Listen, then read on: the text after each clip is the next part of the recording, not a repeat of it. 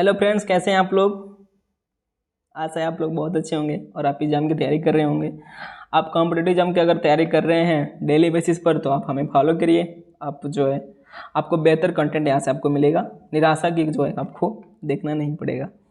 तो फ्रेंड्स, यहाँ पर आपको जो है हम आपको खुद आपको गाइड करेंगे। अगर आप को किसी भी सिलेबस में किसी भी एग्जाम के बारे में कोई जानकारी चाहिए तो आप निश्चित ही इसके कम्युनिटी में जाकर वहाँ पर कमेंट करेंगे तो जल्दी से हो जाता है और आराम से आपको जो है रिप्लाई मिल जाएगा और आपको जो है आपके क्वेश्चनों का जवाब मिल जाएगा। तो कोई भी फ्रेंड्स आप प्रॉब्लम में हो तो आप हमें संपर्क करिए, हम दोनों मिलकर सॉल्व करेंगे यार। तो हम लोग जो है आर की बैच जो है स्टार्ट कर चुके हैं। कब से स्टार्ट हुए तो ये इसमें डेट शायद मेंशन हो।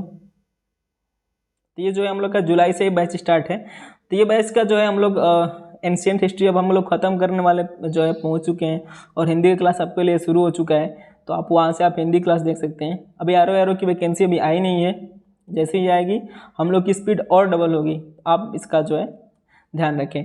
और कोई भी अगर ऐसा जो है जो बैच नहीं ले पा रहा है तो आप उसको ये वीडियो ज़रूर शेयर करिए ताकि उसको जो है एक बेहतर कंटेंट मिल पाएगा। ठीक है, अगर आप कहीं तैयारी करते हैं तो आप इसको रिवीजन के तौर पर आप देख सकते हैं, पीडीएफ भी देख सकते हैं। क्लास नहीं देखना है तो आप टेलीग्राम पर जाकर इसको क्लास देख सकते हैं।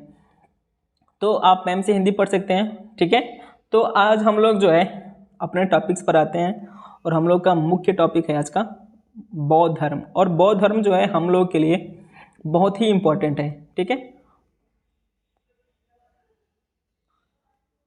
ठीक है फ्रेंड्स, तो बौद्ध धर्म जो है हम लोग के एग्जाम के लिए बहुत ही इंपॉर्टेंट है और एग्जाम से ज़्यादा हम लोग के जीवन के लिए भी बहुत ज़रूरी है, क्योंकि बौद्ध धर्म के कुछ सिद्धांत हैं जो हम लोग के जीवन पर भी लागू होते हैं और आज भी जो है ये प्रासंगिक है हम लोग के लाइफ में। तो ये चीज़ जो है हम लोग को सारी चीज़ देखेंगे बौद्ध धर्म के बारे में, इसका इतिहास क्या रहा है, क्या बातें हैं।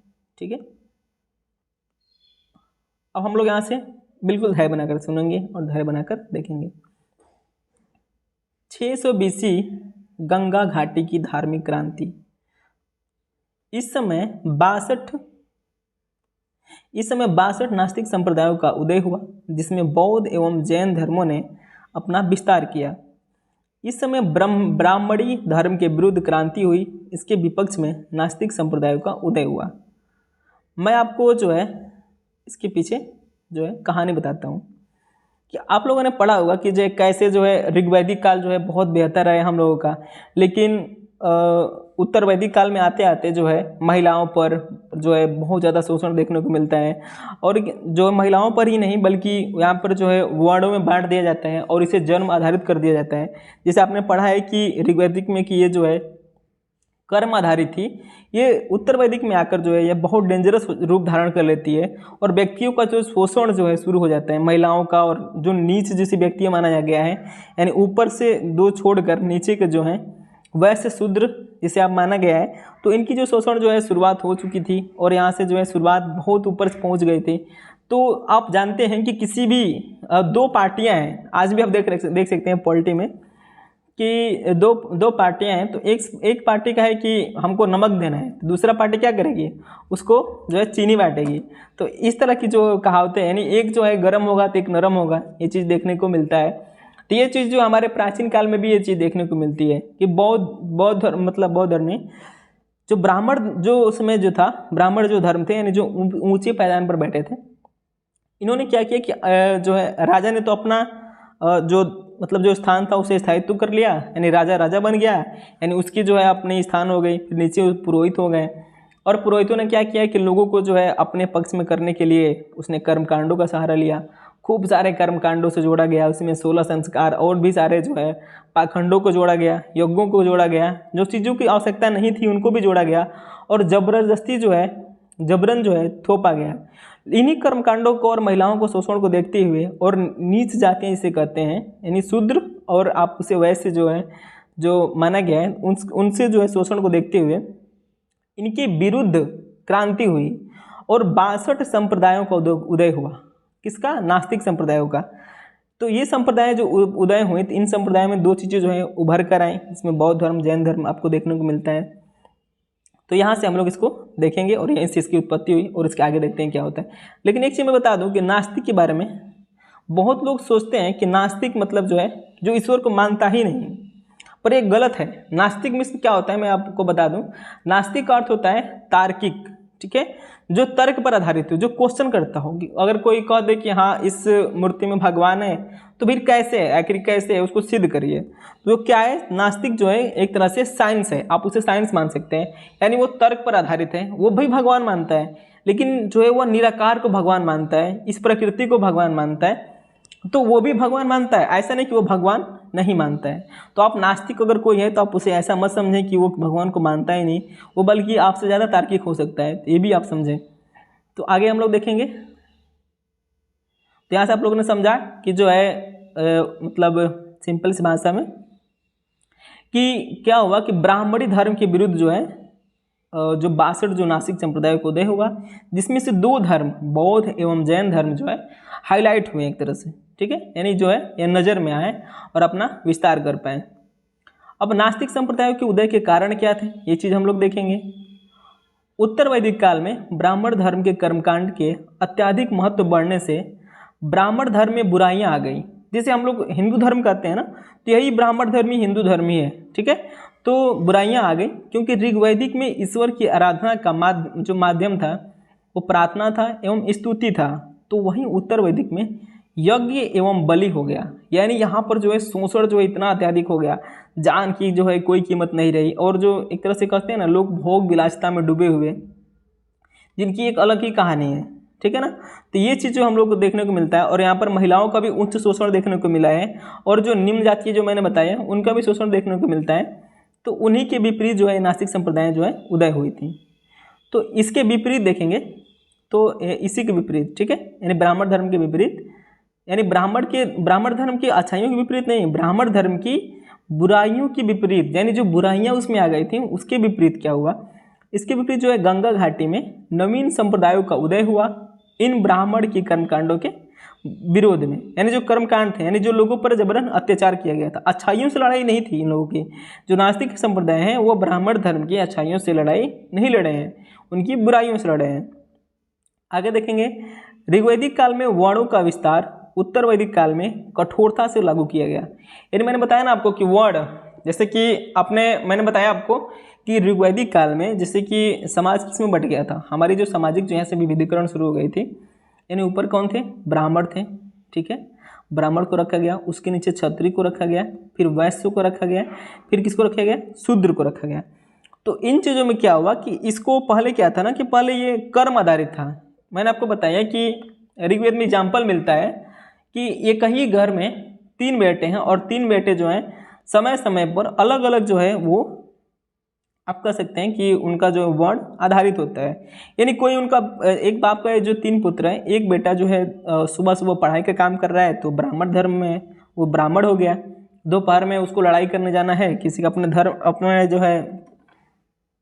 अपने जो है जीविका के लिए किसी से लड़ रहा है तो कि क्या है, क्षत्रिय है, अपने अधिकारों के लिए लड़ रहा है तो वो क्षत्रिय है, और शाम को जो है वो घर में खाना बना रहा है तो उसे वैसे माना गया, और घर में चूल्हा वूल्हा जो वाला काम कर रहा है और खेती में काम कर रहा है उसे शूद्र माना गया। तो ऐसे जो क्या थे वो कर्म पर आधारित था। यानी एक ही व्यक्ति 3 टाइम में 4 टाइम में वो 4 वर्ण धारण करता है क्योंकि कर्म पर आधारित थी। लेकिन क्या हुआ कि यही जब उत्तर वैदिक काल आया, उत्तर वैदिक काल आने में क्या हुआ ना कि यह जो है इसे परमानेंट कर दिया गया। यानी जो व्यक्ति जो था अब वहीं पर रहेगा। यानी क्योंकि दिक्कत क्या, मतलब बात क्या हुई, क्योंकि ऊंचे लोग जो थे, इन जो ब्राह्मण क्षत्रिय थे, इनके हाथ में सत्ता आ गई, पैसा आ गया, तो इन लोगों ने क्या सोचा कि भाई हम लोग नीचे क्यों जाएं, जाहिर सी बात है कोई भी यही सोचेगा। तो वो लोगों ने क्या किया कि अपना स्थान जो है स्थायित्व कर लिया। यानी राजा अब राजा ही रहेगा, उसका बेटा भी राजा होगा, ब्राह्मण के बेटे भी ब्राह्मण होंगे, अब शूद्र के बेटा भी शूद्र होगा, और जो है वैश्य के बेटा भी अब शूद्र होंगे। अब इस तरह सोच सकते हैं कि 2000 साल तक चलते चलते क्या होगा, एक शूद्र के क्या होंगे, पूरे खानदान हो जाएंगे, पूरी एक तरह से हो जाएगा। तो ये चीज़ें यहाँ पर देखने को मिलता है, क्योंकि यहाँ पर देख सकते हैं आप ऋग्वैदिक काल में वर्णों का विस्तार जो है उत्तर वैदिक काल में कठोरता से लागू किया गया, जिसमें पुरोहित एवं क्षत्रिय में श्रेष्ठता को लेकर संघर्ष शुरू हो गया। एक चीज़ आपको मैं और बता दूं कि जब ब्राह्मण, अब देखिए यहाँ पर क्या हुआ कि पहले तो हम लोगों से जो बांट दिया गया है, फिर क्या हुआ ना कि ये दोनों आपस में लड़ पड़े। जो ब्राह्मण और क्षत्रिय हैं, जो ब्राह्मण और जो क्षत्रिय है ना, आपस में ही लड़ पड़े कि इन दोनों में से कौन श्रेष्ठ होगा। तो इनमें जब लड़ाई शुरू हो गई तो ये भी जो है कारण माना जाता है कि ये दो आपस में लड़े, और जो ये क्षत्रिय लोग हैं क्षत्रियों ने क्या किया कि अपने ही जो है अपने राजपाट में उपनिषद का ज्ञान देने लगे। उपनिषद मतलब समझ रहे हैं आप लोग, जैसे कि निराकार की, प्रकृति पूजा की, इस चीज़ को ज्ञान देने लगे, यानी धर्म पाखंडों के विरुद्ध में। दोनों में सर्वोपरि को लेकर लड़ाइयाँ होने लगी, ठीक है, क्योंकि देखिए राजा एक ही हो सकता है, दो नहीं हो सकते, तो लड़ाइयाँ होगी ना, दोनों के पास पैसे होंगे तो भाई दोनों लड़ेंगे।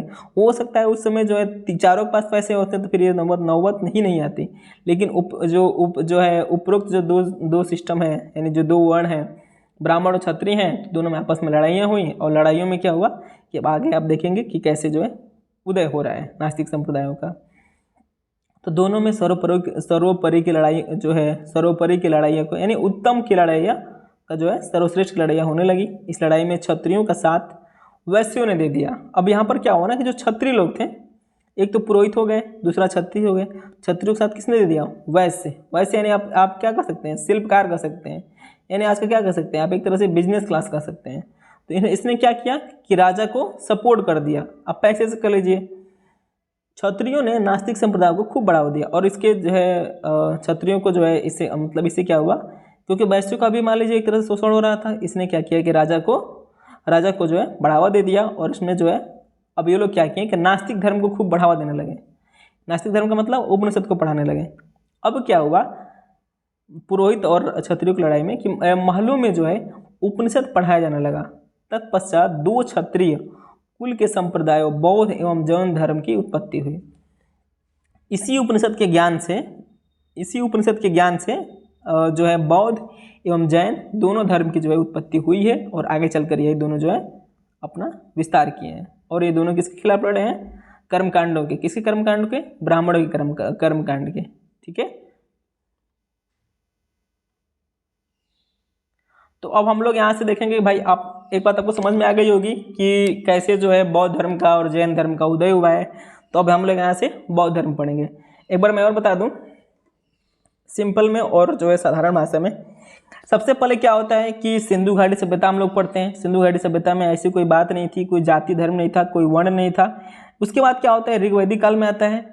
नहीं, एक सेकेंड, जो सिंधु घाटी सभ्यता है उसमें क्या है कि लोग प्रकृति पूजा करते थे, ठीक है। उसके बाद फिर ऋग्वैदिक काल आता है। इसी प्रकृति पूजा का मानवीकरण होता है। लोग अग्नि पूजा करते हैं, ब्रह्मा पूजा करते हैं, वरुण देव की पूजा करते हैं।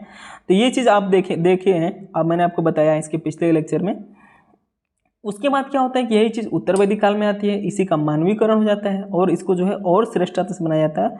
और इसी में जो है दोनों जो समुदाय हैं, यानी दोनों जो ऊपर के जो है ब्राह्मण और क्षत्रिय हैं, यानी जो वर्णों में बटे थे, इन दोनों को निश्चित कर लेते हैं, यानी अपना जो है अधिकार जो है मतलब स्थायित्व कर लेते हैं। उसके बाद क्या होता है कि फिर लड़ाइयाँ शुरू हो जाती हैं दोनों में ही श्रेष्ठता को लेकर। तो लड़ते लड़ते क्या हुआ कि बौद्ध धर्म ने अपना उपनिषद दिखाया। तो फिर वो क्या हुआ कि इस समय बौद्ध धर्म के जो थे, यानी जो क्षत्रिय लोग थे, जो क्षत्रियों जो है अपने उपनिषद पढ़ाए अपने में। लेकिन इसी में आपको देखने को मिलता है कि भाई देखिए उस समय क्या था कि ब्राह्मण से वैश्य भी परेशान था और शूद्र भी परेशान थे। तो इन वैश्य और शूद्रों ने क्या किया, क्षत्रियों को सपोर्ट कर दिया। और इस तरह से क्या हुआ ना कि यहीं से अब ब्राह्मण धर्म पीछे हो जाता है। और आप एक चीज़ देखेंगे कि इसी के बाद अब लड़ाइयाँ होंगी। उसके बाद से वैचारिक लड़ाइयाँ हो गई, ऐसा नहीं कि मारपीट नहीं होने वाला है। इसी के बाद करते करते फिर जब बौद्ध धर्म और जैन धर्म जब इनका जब प्रभाव खत्म होता है, तो यही जो ब्राह्मण जो धर्म है फिर एक बार और हावी हो जाता है। तो ये चीज़ भी हम लोग देखेंगे। तो फिलहाल हम लोग बौद्ध धर्म देखेंगे कि क्यों कैसे उदय हुआ कर्मकांडों के विरोध में। तो हम लोग यहाँ से बौद्ध धर्म स्टार्ट करते हैं।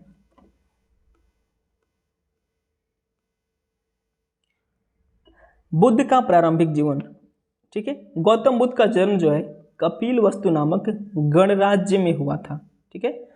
गौतम बुद्ध शाक्य कुलीन परिवार में जन्मे थे। इनके पिता का नाम क्या था? शुद्धोधन था। माता का नाम महामाया था। गौतम बुद्ध के जन्म के कुछ दिन बाद ही उनकी माता महामाया का मृत्यु हो जाता है।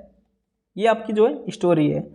इसके बाद इनका पालन पोषण जो है इनकी जो मौसी हैं वो प्रजापति गौतमी वही करती हैं। इनकी पत्नी का नाम यशोधरा एवं पुत्र का नाम राहुल था, ठीक है। अब इनके पीछे क्या बात है अब देखते हैं हम। गौतम बुद्ध के जन्म के बाद से ही गौतम बुद्ध के व्यवहार से डर था, ठीक है, कि वो एक दिन राजमहल छोड़कर चले जाएंगे। अब देखिए इसमें बहुत सारी कहानियाँ हैं। इसमें मैंने क्या किया कि ये जो चीज़ें हैं ना, इनके माता का, इनके पिता का नाम, इनके फैमिली का नाम, तो मैंने डिटेल में रख दिया क्योंकि ये एग्जाम में पूछता है उनके माता का क्या नाम था, उनके पिता का नाम क्या था। तो ये चीज़ भी आप जो है देखेंगे, क्योंकि इनके मौसी का नाम भी पूछा है कि प्रजापति गौतमी इनकी कौन सी माता थी, रियल माता, सौतेली माता। तो इनके जन्म के बाद जो है क्या होता है कि पुरोहित से जो यहाँ के जो राजा थे उन्होंने भविष्यवाणी कराई। तो भविष्यवाणी में क्या पता चला ना कि उस भविष्यवाणी में ये पता चला कि गौतम बुद्ध हैं यह जो है घर छोड़कर चले जाएंगे। तो ये बात जो है जब राजा को वहाँ का पता चला तो बहुत मतलब डरे हुए थे अंदर से। उस डर की वजह से उन्होंने मतलब क्या किया कि गौतम बुद्ध को जो है राजमहल से कभी बाहर जाने ही नहीं दिया, ठीक है। तो उसी के बाद इनकी क्या होती है कि 1600 अब देखिए उसी में क्या हो, किसी ने सजेस्ट किया कि इनकी शादी करा दीजिए कि ये भोग विलासिता में उलझे रहेंगे तो ये शायद महल छोड़कर न जाएं, ठीक है। तो इनके लिए जो है इनकी शादियाँ भी करा दी गई। भोग विलासिता की सारी वस्तुएं यहाँ पर इनके मौजूद थी, मतलब बहुत सारी आप कह सकते हैं लग्जरियस जो जीवन जो इनको दिया गया ताकि ये अपने जीवन में व्यस्त रहें और ये बाहरी दुनिया से हट जाएं और बाहर मतलब छोड़कर महल छोड़कर न जाएं, क्योंकि राजा को भी डर था कि इनका राजपाट कौन संभालेगा, एक ही पुत्र थे गौतम बुद्ध। तो ये चीज़ें रही हैं गौतम बुद्ध। लेकिन देखिए जिसको जाना है भाई वो तो जाएगा ही। गौतम बुद्ध एक दिन अपने सेवक चन्ना के साथ नगर भ्रमण के लिए निकल गए। एक बार क्या करते हैं वो अपने जो है अपने सेवक के साथ नगर भ्रमण के लिए जाते हैं। अब एक भी इम्पोर्टेंट है, एग्जाम में पूछता है कि उनके सेवक का क्या नाम था, तो चन्ना उनके सेवक का नाम था। आप ये देखेंगे नगर भ्रमण के दौरान गौतम बुद्ध ने 4 घटनाएं देखी। अब क्या होता है कि गौतम बुद्ध जो है नगर भ्रमण करने जाते हैं, ठीक है। तो नगर भ्रमण करने जाते हैं तो उन्होंने अपनी जो है अपने नगर में 4 चीज़ें देखी। अब वो 4 चीज़ें क्या देखी, उन्होंने एक बीमार व्यक्ति देखा। अब बीमार व्यक्ति देखा तो अभी क्या है, बीमार व्यक्ति क्या है, दुखी है भाई। एक बूढ़ा व्यक्ति देखे, यह भी दुखी है, ये भी खुश नहीं है। एक मरा व्यक्ति उन्होंने देखा, यह भी दुख है। एक सन्यासी को उन्होंने देखा, ठीक है। इन तीनों से तो बहुत दुखी हुए, लेकिन चौथा इन्होंने क्या देखा, सन्यासी। जब इन्होंने इस सन्यासी को देखा तो सन्यासी क्या था, उत्तम जीवन जी रहा था, सांसारिक जीवन से मुक्त था। यानी एक बाबा चले आ रहे थे और वो अपने जीवन में जो है मस्त खुश हैं और गाना गाते चले आ रहे हैं। तो ये चीज़ जो है गौतम बुद्ध देखते हैं और वो जो है इससे प्रभावित होते हैं, ठीक है। तो ये जो है बात इनको इतना प्रभावित करती है कि ये जो है उसके बाद घर छोड़ने की बातें अब यहाँ पर देखेंगे हम लोग आगे। इसके बाद क्या होता है कि गौतम बुद्ध जो है अपने पत्नी एवं बच्चों को अंतिम बार देखते हैं और चन्ना से बोलते हैं कि चन्ना मुझे नगर से बाहर छोड़ दो। तो भाई चन्ना भाई छोड़ेगा नहीं क्योंकि राजा चाहते नहीं हैं। तो फिर भी अब भाई गौतम भी क्या है, एक युवराज हैं, तो युवराज के जो है अत्यधिक जिद करने के बाद चन्ना ने क्या किया कि गौतम बुद्ध को नगर से बाहर छोड़ दिया। अब गौतम बुद्ध क्या है, अब नगर से बाहर निकल चुके हैं। इसके बाद क्या होता है कि इसका मतलब क्या कहानियाँ हैं। इसके बाद जो है गौतम बुद्ध कपिल वस्तु के पास कोरम नदी, ठीक है, हर छोटी छोटी चीज़ में इन्वॉल्व है, कोरम नदी के पास पहुँचे। यहाँ उन्होंने अपने राजस्व वस्त्र त्याग कर दिए और अपने बाल को भी मुड़वा लिए और सत्य की खोज में निकल गए। आखिर भाई खुश व्यक्ति कौन है, ठीक है। अब यहाँ पर ये चीज़ आप याद रखेंगे, कौन सी नदी है, कोरम नदी है। इसको आप एक बार और सुनेंगे और अच्छे से याद करेंगे, ये एग्जाम में पूछा हुआ है। गौतम बुद्ध का प्रश्न था कि मनुष्यों के दुखों का कारण क्या है और दुखों से मुक्ति का मार्ग भी क्या है। गौतम बुद्ध अब एग्जाम में पूछे कि कौन सी खोज के लिए निकले थे, तो आप इस चीज़ याद रखेंगे कि भाई मनुष्य के दुखों का कारण क्या है, आखिर मनुष्य दुख क्यों रहता है, दुखों से मुक्ति का मार्ग क्या है। तो ये चीज़ आप लोग देखेंगे। गौतम बुद्ध सबसे पहले कहाँ पहुँचते हैं, तो गौतम बुद्ध जो है सबसे पहले वैशाली पहुँचते हैं और यहाँ अलार कलाम से सांख्य दर्शन की शिक्षा लेते हैं। लेकिन यहाँ भी इन्हें अपने प्रश्न का उत्तर नहीं मिला और आगे बढ़ गए। अलार कलाम कौन है, ये जो है सांख्य दर्शन के गुरु थे, तो शिक्षा दे रहे थे। तो एग्जाम में भी पूछता है कि भाई इसके पहले गुरु कौन थे गौतम बुद्ध के, तो भाई गौतम बुद्ध के पहले गुरु कौन थे, अलार कलाम। एक बात याद रखिएगा, अब्दुल कलाम याद रख लेंगे आपके एग्जाम में याद हो जाएगा। इसके बाद गौतम बुद्ध जो है राजगीर पहुंचते हैं और यहाँ रुद्रक राम से जो है रुद्रक राम से जो है योग एवं तप की शिक्षा ली, लेकिन यहाँ भी इन्हें अपने प्रश्न का उत्तर नहीं मिला, क्योंकि इनके प्रश्न का उत्तर क्या है, इसमें इनका प्रश्न क्या है कि भाई मनुष्य के जो है दुखों का कारण क्या है और मनुष्य सुख कैसे रहता है। इसके बाद क्या होता है कि वहाँ से भी निकल जाते हैं, कहाँ से, राजगीर से। इसके बाद कहाँ पहुँचते हैं, गौतम बुद्ध जो है राजगीर के समीप जो है एक छोटा सा गांव था जिसका नाम था उरुवेला। इसी के बाहर जो है एक नदी बहती थी जिसका नाम है पुनपुन या निरंजना नदी। इसी के किनारे पीपल के नीचे इन्होंने तप एवं योग किया। ठीक है,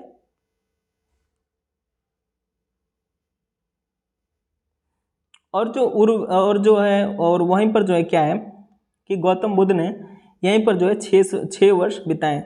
पर यहीं पर क्या मिलता है कि गौतम बुद्ध ने सुजाता द्वारा खीर को खाया। आपने सुजाता की कहानी सुनी होगी कि सुजाता ने क्या किया था कि एक जो है राजकुमारी थी, उसने जो है अपना मतलब एक तरह से क्या कह सकते हैं, प्रॉमिस किया था खुद से, या मतलब किया था कि उसका जो है जब वो मतलब उसका जो पहला बच्चा होगा, यानी जब वो प्रेग्नेंट होगी तो वो क्या करेगी कि वो उस पीपल के पास जाएगी और वहाँ पर जो है जो भी उसको पहला व्यक्ति मिलेगा उसको अपने हाथों से खीर खिलाएगी। तो वही जो है पहली बार खीर किसको खिलाती है, तो गौतम बुद्ध को खिलाती है। यही चीज़ भी कहानी है। यहाँ गौतम बुद्ध को जो है निर्वाण प्राप्ति होती है। और यहीं पर क्या होता है ना कि गौतम बुद्ध को निर्वाण प्राप्ति होती है। और इस निर्वाण प्राप्ति से पहले मैं आपको कुछ चीज़ें जो है नोट्स में मैं बता दूँ कि जो चीज़ें हम लोगों ने पहले पढ़ा है ना, इसको नोट में मैंने जो है करके और यहाँ से पूरा जो है कहाँ कहाँ से गए हैं, तो ये कपिल वस्तु, ठीक है, और ये वैशाली, और जो राजगीर मैंने बताया, जो उरुवेला बताया, उरुवेला ग्राम में इन्होंने गया, गौतम बुद्ध गए, और यहाँ पर जो इन्होंने 6 साल जो है तपस्या की। इसके बाद इनको निर्वाण की प्राप्ति होती है, यानी ज्ञान की प्राप्ति होती है। ठीक है, अब कहाँ पर प्राप्ति होती है, इस सारी चीज़ में लिखा हुआ है, इसके पहले मैंने बता दिया है। अब देखिए यहाँ से असली कहानी यहाँ से शुरू होती है। यहीं पर जो है गौतम बुद्ध ने सुजाता द्वारा खीर खाए, यहाँ गौतम बुद्ध को निर्वाण प्राप्ति हुई, यानी यहीं पर गौतम बुद्ध को शिक्षा मिली, यानी ज्ञान मिला। ज्ञान प्राप्ति के पश्चात इन्हें बुद्ध कहा गया, तथागत कहा गया। तो आप इसे आप याद रखेंगे कि एग्जाम में पूछेगा कि ज्ञान प्राप्ति के बाद बुद्ध को क्या कहते हैं, तो ज्ञान प्राप्ति के बाद बुद्ध को तथागत कहा गया है, बुद्ध कहा गया है, क्योंकि इनका पहला नाम क्या था, गौतम था।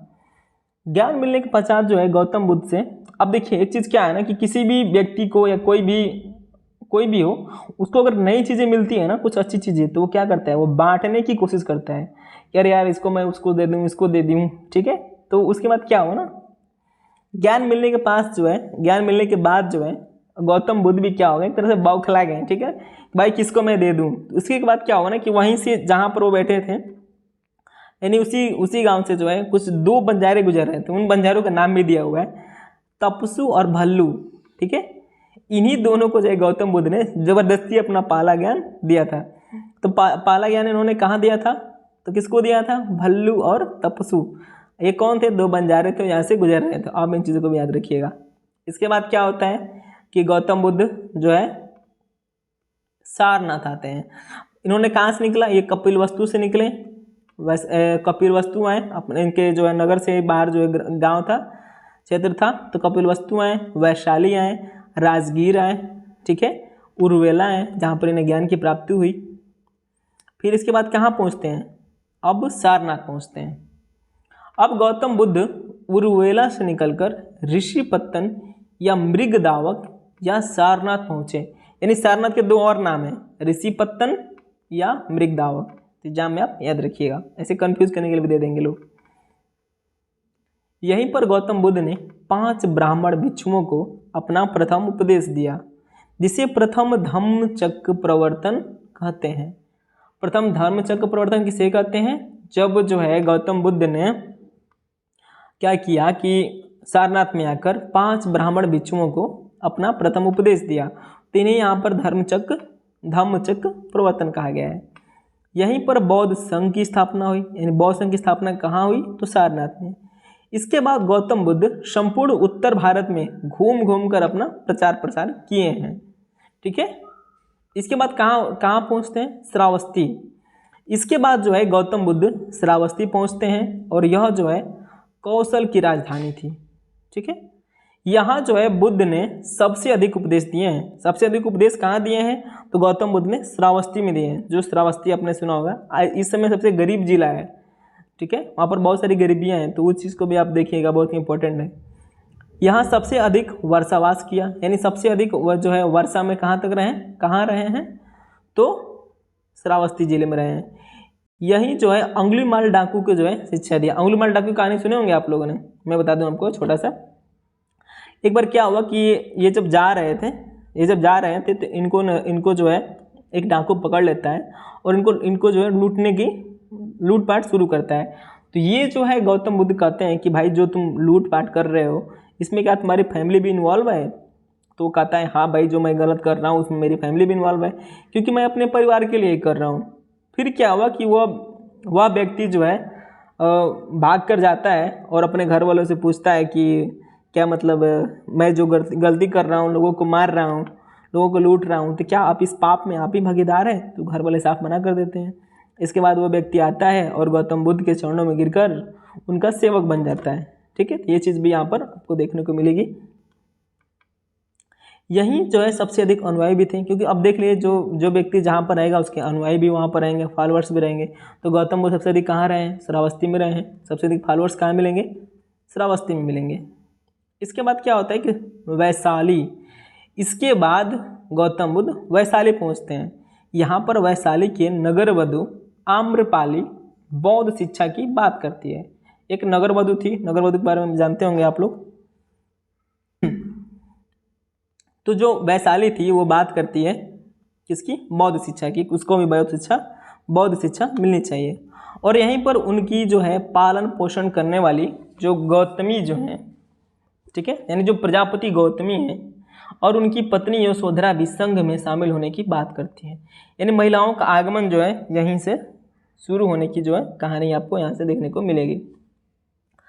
आगे क्या होगा? गौतम बुद्ध कभी भी जो है महिलाओं को अपने बौद्ध धर्म में, यानी बौद्ध धर्म में स्वीकार करने के पक्ष में नहीं थे, लेकिन बाद में उन्होंने महिलाओं को जो है बौद्ध धर्म में स्वीकार कर लिया है। ये बहुत नहीं होगा, यहाँ पर बौद्ध धर्म होगा। गौतम बुद्ध ने कहा था अब बौद्ध धर्म की आयु 1000 वर्ष से कम है, क्योंकि गौतम बुद्ध जो है महिलाओं को कभी भी नहीं चाहते थे कि वो जो है उनके धर्म में आए, ठीक है, क्योंकि उनको पता था कि उनको ऐसा लगता था कि सच में जो है महिलाओं का जो है यहाँ पर शोषण होगा और जो है बौद्ध धर्म जो है विलुप्ति की कगार पर आ जाएगी। तो इन चीज़ों को ध्यान में रखते हुए भी, लेकिन फिर भी बौद्ध धर्म जो है महिलाओं को बौद्ध धर्म महिलाएं शामिल हुई, और शामिल होने के बाद फिर बौद्ध धर्म कहते हैं, गौतम बुद्ध कहते हैं कि 1000 वर्ष से कम जो है इसकी आयु रहेगी, यानी इसके बाद बौद्ध धर्म समाप्त हो जाएगा। तो प्रथम महिला भिक्षु आप याद रखेंगे प्रजापति गौतमी बनी है, कुशीनगर। इसके बाद जो है गौतम बुद्ध जो है कुशीनगर पहुंचते हैं। यह कुशीनगर क्या है? यह जो है मल्ल गणराज्य था। एग्जाम में भी पूछ सकता है।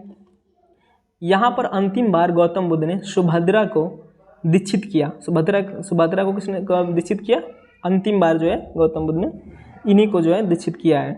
अंतिम बार गौतम बुद्ध ने चंद नामक लुहार के यहाँ भोजन ग्रहण किया था। ये चीज़ें भी जो है वनडे एग्जाम वाले पूछ लेते हैं, तो आप इन चीज़ों को भी ध्यान में रखिएगा। 483 BC में यही मृत्यु की प्राप्ति हुई। गौतम बुद्ध यहीं पर अपना जो है शरीर त्यागते हैं और इसी को जो है महापरिनिर्वाण कहा गया है। गौतम बुद्ध की मृत्यु जो है कुशीनगर के हिरण्यवती नदी के किनारे हुई थी। ये भी एग्जाम में पूछता है कि भाई किस नदी के किनारे हुई थी? कुशीनगर किस नदी के किनारे था? तो जो है हिरण्यवती नदी के किनारे स्थित थी। ये चीज़ भी आप यहाँ से देख सकते हैं। तो हर छोटी छोटी चीज़ों का आप जो है यहाँ पर ध्यान रखा गया है, तो आप यहाँ से आप देख सकते हैं। अब यहाँ से हम लोग किसकी बातें करेंगे? इसके सिद्धांत की, बौद्ध धर्म की। तो बौद्ध धर्म के क्या है ना कि बौद्ध धर्म के 4 आर्य सत्य हैं। दुख का कारण क्या है? दुख का कारण क्या है? जन्म एवं मृत्यु है। जन्म होगा तो मरना तय है, दुख होगा ही। जन्म हो गया तो दुख होना ही है। दुख समुदाय तृष्णा या इच्छा है। अगर कोई भी व्यक्ति इच्छा रखता है और किसी से घृणा करता है तो वह दुखी है, ठीक है। किसी से दुख से मुक्त होना है तो आप क्या करिए कि आप जो है किसी से घृणा ही मत करिए और किसी से कुछ इच्छा ही मत रखिए, यानी कुछ उम्मीदें मत रखिए, ठीक है।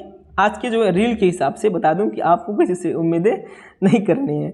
तो ये चीज़ें जो है गौतम बुद्ध कहते हैं अपने 4 आर्य सत्य में। तो 4 आर्य सत्य आपको मेंस में भी लिखने को आ जाएगा, तो आप इस चीज़ को भी थोड़ा देख लेंगे। दुख निरोध तृष्णा का समापन है। ठीक है, अब आगे दिया गया है दुख निरोधगामी प्रतिपदा तृष्णा के समापन हेतु अष्टांगिक मार्ग पर चलना। अब क्या है ना कि अगर आपको दुखों से निरोग होना है, दुखों से हटना है, तो आपको अष्टांगिक मार्ग अपनाना होगा। ठीक है, अब हम लोग देखेंगे बौद्ध धर्म का विकास।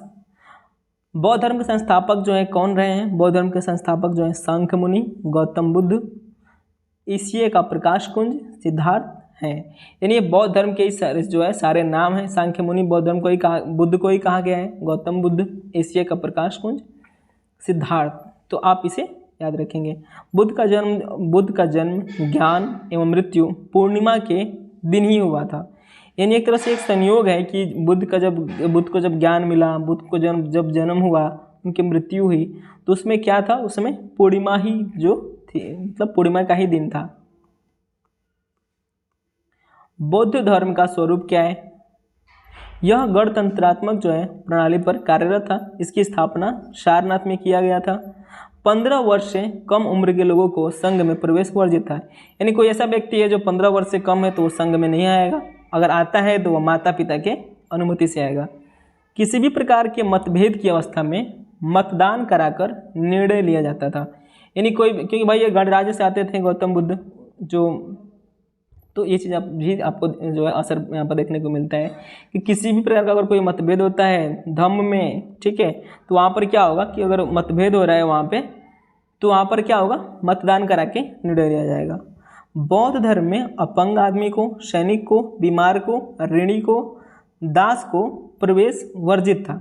अब यहाँ से मैं आपको चीज़ें कुछ पॉइंट वाइज बता दूँ कि अगर कोई व्यक्ति अपंग होगा तो फिर वहाँ जो है यहाँ पर समस्या है। सैनिक है तो अगर सैनिक मान लीजिए, अगर सभी सैनिक अगर बौद्ध धर्म में शामिल हो गए तो फिर भाई राज्य जो है, राज्य का विस्तार नहीं होगा। और आपको पता है कि बौद्ध धर्म जो है साम्राज्य विस्तार की बात करता है, विकास की बात करता है। बीमार व्यक्ति को बौद्ध धर्म में शामिल होने का अधिकार क्यों नहीं था? क्योंकि भाई एक बीमार व्यक्ति आएगा तो फिर क्या होगा?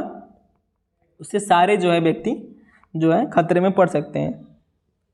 ऋणी व्यक्ति आएगा तो फिर ऐसा हो सकता है कि राजा से या किसी से ऋण लेकर हर व्यक्ति अब इसी में अपना जो है आसन बना लें, यानी अपना घर बना लें। दास को नहीं लेते थे कि भाई दास को ले लेंगे तो फिर सेवा फिर कैसे होगा? क्योंकि सेवा भी जरूरी है। क्योंकि ये क्या है कि पूरा बौद्ध धर्म जो है ना वो साम्राज्य विस्तार को लेकर बहुत प्रेरणादायक है। साम्राज्य जो है बौद्ध धर्म जो है निश्चित ही साम्राज्य विस्तार की बात करता है और बिजनेस की भी बात करता है, यानी व्यापार की भी बात करता है। आप अगर हिस्ट्री ऑप्शनल अगर आपका होगा तो वहाँ पर आपको पढ़ने को मिलेगा, क्योंकि हिस्ट्री ऑप्शनल में जो है इसकी बहुत डिटेल सिलेबस आपको देखने को मिलती है और हर चीज़ों का जो है व्यापक जो है यहाँ पर एनालिसिस करना होता है। लेकिन जीएस के लेवल में उतना आपको टेंशन नहीं लेना है, इतना आपके लिए बहुत है। आप आराम से कंटेंट लिख सकते हैं, इससे अधिक कंटेंट आपको आवश्यकता भी नहीं है और लेनी भी नहीं चाहिए। चोरी अथवा हत्या के आरोपियों का प्रवेश भी यहाँ पर वर्जित था। सभी जाति अथवा समुदाय के लोगों का प्रवेश हो सकता था। संघ का पूर्ण सदस्य होने के लिए 20 वर्ष की आयु अनिवार्य थी। संघ में प्रवेश के समय त्रिरत्न बुद्ध धम्म संघ का शपथ लेना अनिवार्य था। यानी अगर एग्जाम में पूछे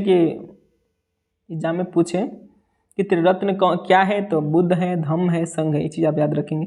प्रत्येक भिक्षु को 10 सेल बातों का अनुसरण करना होता था। ठीक है। संघ सदस्य 2 प्रकार के होते थे। ठीक है, भिक्षु एवं भिक्षुणी एवं उपासक एवं उपासिका। जो भिक्षु और जो भिक्षुणी थे ना, जो ये भिक्षु वाली जो बातें हैं, ये लोग क्या हैं कि ये लोग जो है पूर्ण रूप से सांसारिक जीवन से त्याग कर चुके हैं और ये सांसारिक जीवन से मुक्त हैं। लेकिन जो उपासक हैं और जो उपासिका है, ये जो है सांसारिक जीवन में रहकर भी बुद्ध का जो है अपना बुद्ध धर्म का पालन कर सकते हैं। बौद्ध धर्म के विपिटक कौन है? तो विनय पिटक है, जिसे किसने लिखा है? एक कुछ किताबें हैं। और अभिधम्म पिटक है, सुत्त पिटक है, जिसे इनके जो शिष्य हैं आनंद ने लिखा है। अभिधम्म पिटक किसने लिखा है? तो मोगली पुत्र तिस्सा ने लिखा है। विनय पिटक जो है उपाली ने लिखा है। ये चीज़ भी आप याद रखेंगे, क्योंकि एग्जाम के लिए बहुत इंपॉर्टेंट है, क्योंकि यहाँ से भी आपको जो है फैक्ट बनाकर एग्जाम में दे सकते हैं। बौद्ध धर्म के प्रमुख शब्द चैत्य। चैत्य क्या है? चैत्य जो है बौद्ध पूजा स्थल जहाँ पर होता था उसे चैत्य कहा गया है। विहार जहाँ पर भिक्षु निवास करते थे। उपोस्त धम्म पर चर्चा हेतु आयोजित एक सभा है। प्रवज्जा संस्कार धम्म ग्रहण के जो समय है उसे जो है धम्म ग्रहण समय के जो समय है उसे प्रवज्जा संस्कार गया है। उपसंपदा संस्कार किसे कहा गया है? जब किसी भिक्षु को पूर्ण सदस्यता जो है दिया जाता है तो उसे उपसंपदा संस्कार कहा जाता है। समनेर प्रवज्जा ग्रहण करने वाले व्यक्ति को कहा जाता है। तो ये चीज़ें जो आप चीज़ें याद रखेंगे तो आपके एग्जाम में जो है कभी कठिनाई नहीं आएगी और आप जो है हर एग्जाम को जो है आप टेकल कर सकते हैं। ठीक है, आगे देखते हैं क्या दिया हुआ है। अब बुद्ध के जीवन से संबंधित घटनाएं एवं प्रतीक, ये चीज़ें आपको जो है जल्दी देखने को नहीं मिलेगी। ठीक है, तो ये चीज़ आप इम्पोर्टेंट समझकर आप याद कर लीजिए, रट लीजिएगा। हाथी एवं कमल किससे संबंधित है? तो इनके जन्म से। स्तूप किससे संबंधित है? तो गृहत्याग से। बोधि वृक्ष ज्ञान से है। स्तूप जो है मृत्यु से है। चक्र किससे है? तो प्रथम उपदेश से है, जिसे धम्म चक्र प्रवर्तन कहा गया है। युवा अवस्था का जो प्रतीक है उसे बैल आप कह सकते हैं। शेर समृद्धि का प्रतीक है। ये जो सात जो प्रतीक है ना, तो आपके एग्जाम के लिए बहुत इंपॉर्टेंट है फ्रेंड्स, क्योंकि ये भी बनाकर पूछ देते हैं लोग। एग्जामिनर्स आजकल देख ही रहे हैं कितने डेंजरस हो गए हैं, तो इन चीज़ों का भी ध्यान रखना होगा। स्तूप के बारे में हम लोग देखेंगे। तो ये जो है सांची का स्तूप का जो यहाँ पर आपको फोटो दिखाया गया है, तो आप यहाँ से सांची के स्तूप का फोटो देख सकते हैं। आप देख सकते हैं इनके जो सारे जो प्रतीक चिन्ह हैं, ठीक है, सारे प्रतीक चिन्हों को जो यहाँ पर अलंकरण किया गया है।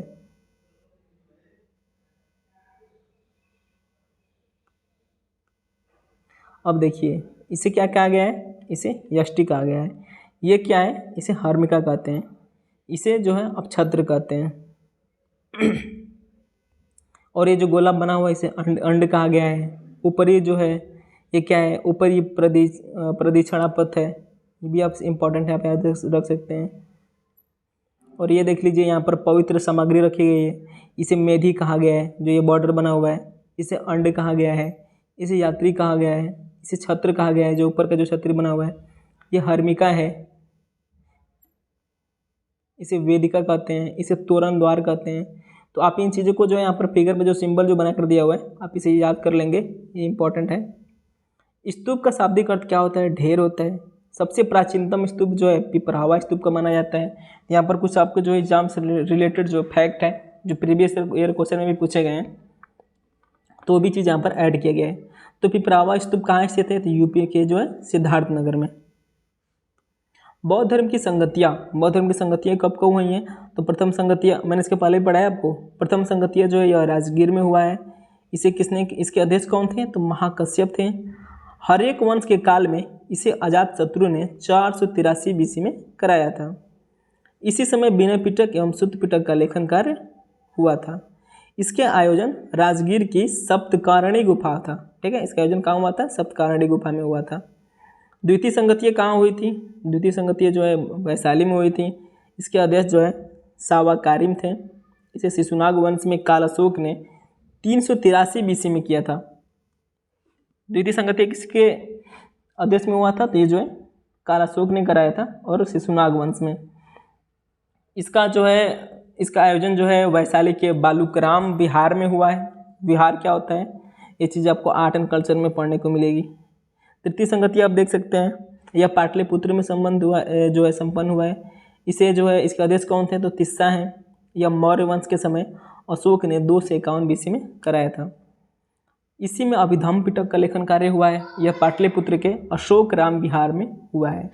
चतुर्थ जो संगतियाँ है यह कश्मीर में संपन्न हुआ है। इसे आपको पता होगा, इसे जो है कनिष्क ने कराया था। यह कुषाण वंश का था। इसके अध्यक्ष जो है वसुमिता, उपाध्यक्ष जो हैं अश्वघोष रहे हैं।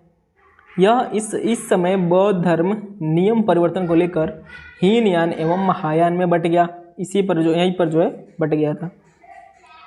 अब हीनयान क्या होता है और महायान क्या होता है? हीनयान जो होते हैं ये जो है नवाचार को नहीं मानते हैं और ये जो है ये अपना पैर फैला कर रखे हैं, जैसे कि मतलब ये अपने इसमें जो है वैज्ञानिक दृष्टिकोण को भी मानते हैं, इसको बढ़ावा को मानते हैं। और हीनयान क्या है? ओरिजिनलिटी आप कह सकते हैं। यह कश्मीर के कुंडल वन में आयोजित किया गया था तथा एकमात्र संगति जिसमें अशोक घोष को उपाध्यक्ष नियुक्त किया गया था। इसी में बौद्ध धर्म की भाषा के रूप में संस्कृत को स्वीकार किया गया था। अब यहाँ पर क्या हुई, चतुर्थ इनका मूल भाषा कौन था, पाली था, प्राकृतिक भाषा था, लेकिन चतुर्थ संगतियाँ होते होते इनकी भाषा क्या हो गई, संस्कृत हो गई। अब यहाँ से आपको देखने को मिलेगा कि हिंदू जो यानी जो है जो ब्राह्मण धर्म है फिर से हावी होने लगा है, ठीक है ना। बौद्ध धर्म की दार्शनिक मान्यता क्या है, यह एक जो है नास्तिक संप्रदाय है तथा ईश्वर की सत्ता को नहीं मानता है। यह कर्मवाद में विश्वास करता है, यानी जो है कर्म पर आधारित है। यह कार्य कारण सिद्धांत में भी विश्वास रखता है। यह अनात्मवादी संप्रदाय है, ठीक है। तो इन चीज़ों को आप पढ़ लेंगे, इसका दार्शनिक मान्यता क्या कह रही है। हीनयान क्या है, तो हीनयान जो है बुद्ध को पुरुष के रूप में मानता है, ठीक है। हीनयान में जो है, हीनयान में क्या है, हीनयान जो है बुद्ध को पुरुष के रूप में मानता है, लेकिन जो महायान है बुद्ध को पुरुष के रूप में न मानकर भगवान मानता है। हीनयान में बुद्ध के प्रतीकों की पूजा होती है। इसकी भाषा प्राकृतिक है, पाली है। हीनयान मुख्यतः भारत में ही सीमित रहा है। स्तूप चिन्ह की पूजा, ठीक है। अब देखिए महायान क्या है, यह बुद्ध को ईश्वर मानते हैं। जो महायान है वो क्या मानते हैं, बुद्ध को ईश्वर मानते हैं। इनके 5 हाथ बना देंगे, पीछे चक्र बना देंगे कि पीछे जो है सूर्य चमक रहा है। महायान में जो है बुद्ध की मूर्ति पूजा होती है, ठीक है, लेकिन हीनयान में नहीं होती है। हीनयान क्या है, ओरिजिनलिटी है, सच्चाई क्या है, सच्चाई हीनयान है। महायान क्या है, ढकोसला मान सकते हैं आप लोग। महायान की भाषा जो है यहाँ पे संस्कृत हो गई, यानी यहाँ पर क्या होगा, हिंदुओं की मतलब हिंदू धर्म यानी ब्राह्मण धर्म की यहाँ से आपको वर्चस्व देखने को मिलता है। वैश्विक विस्तार हुआ किसका हुआ है, तो महायान का हुआ है। चीन में हुआ है, जावा में हुआ है, सुमात्रा में हुआ है, जापान में हुआ है, श्रीलंका में हुआ है, और ये लोग मूर्ति पूजा को मानते हैं। बौद्ध धर्म की लोकप्रियता के कारण क्या रहे हैं, तो ये भी आप देख सकते हैं। यह जाति वर्ण व्यवस्था का विरोध करता है। सभी जाति एवं वर्गों को मोक्ष संभव है, क्योंकि ब्राह्मण धर्म में क्या है, मोक्ष किसको मिलेगा, उपयुक्त 2 वर्णों को। कौन कौन से, ब्राह्मण क्षत्रिय। उपदेशों हेतु पाली भाषा का प्रयोग हुआ है। कुछ प्रसिद्ध शासकों द्वारा प्रचार प्रसार एवं राजाश्रय देना, जैसे अशोक, बिंबिसार, कनिष्क। मध्य मार्ग का अनुसरण करना, यानी मिडिल टर्म का इसका जो है अनुसरण, गांधी जी इससे प्रेरणा से जो है प्रभावित रहते हैं। बौद्ध धर्म के जो है समर्थक शासक कौन है, तो इसके समर्थक शासक आप देख सकते हैं, बिंबिसार, अजातशत्रु, प्रसेनजीत, चंडप्रघोत, उदयन, अशोक रहा है, दशरथ, कनिष्क, हर्षवर्धन। तो आप इनको जो है आप देख सकते हैं। ये आपके जो है समझदारी के लिए आप इसे समझे रहेंगे तो आपको जो है बहुत काम होगा।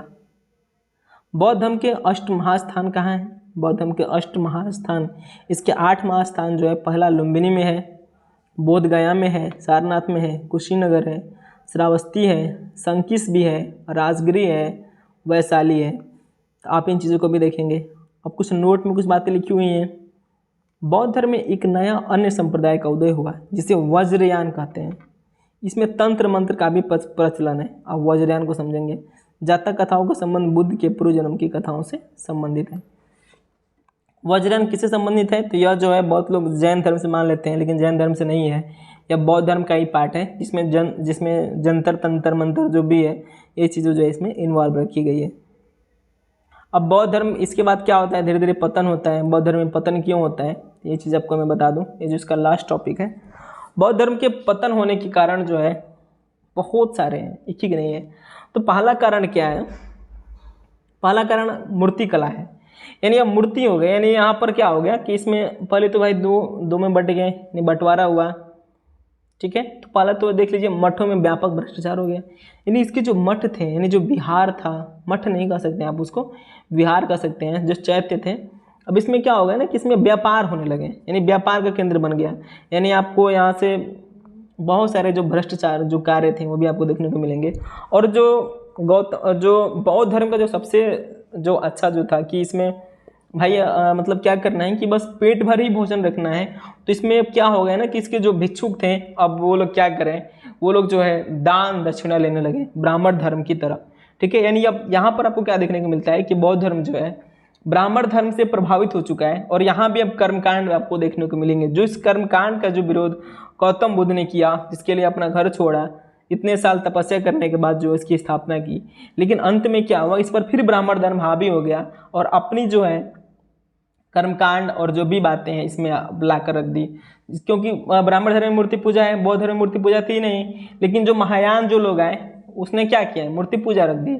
क्योंकि आपको पता है कि भाई क्योंकि बौद्ध धर्म का पतन कारण एक ये भी है कि बौद्ध धर्म क्या करता है, निराकार की बात करता है, जो आम जनता की समझ से बाहर है। निराकार कौन समझेगा, नास्तिक कौन समझेगा? जो पढ़ा लिखा व्यक्ति है वो नास्तिक को समझता है, लेकिन जो आम जनता है ना वो नास्तिक को नहीं समझ पाती है। क्योंकि लोगों को क्या चाहिए, लोगों को क्या चाहिए, एक सामने कोई जो है बैठा हो, जो हमें दिखाई दे, जैसे कि मूर्ति हो, मंदिर हो, तो कुछ बात समझ में आए। ठीक है, तो ये बात यहाँ से, ये चीज़ें भी जो है यहाँ हो गया। और फिर क्या हुआ कि हिंदू धर्म ने भी अपना जो है क्या किया कि अपना सुधार कर लिया और इसको अपने में मिला लिया। क्योंकि मैं बता दूं कि हिंदू धर्म क्या है, एक बहुत बड़ा विशाल चीज़ है जिसमें सभी लोग समाहित हैं। सबको समाहित करने की क्षमता किसमें है, हिंदू धर्म में है। स्त्रियों का संघ में प्रवेश हुआ, क्योंकि स्त्रियों के संघ में प्रवेश होने से क्या हुआ कि अब शोषण बढ़ गया। अब महिलाओं का शोषण बहुत उच्च लेवल तक होने लगा और यही कारण है कि फिर बौद्ध धर्म का पतन हुआ। तो ये चीज़ आप देख सकते हैं। तो फ्रेंड्स, आज की क्लास में इतना ही। बौद्ध धर्म यहाँ से ख़त्म हुआ। नेक्स्ट जो है हम लोग जैन धर्म देखेंगे। तो फ्रेंड्स, आप इसमें अपना प्यार बनाए रखिए, आपको बेस्ट से बेस्ट क्लास मिलेगा। ठीक है, आप जितने भी क्लास करते हो आप प्लीज़ अपना नाम कमेंट करिएगा। ठीक है गाइस, हाँ, क्लास में बस इतना ही। अब जैन धर्म हम लोग कल देखेंगे। Thank you, bye bye.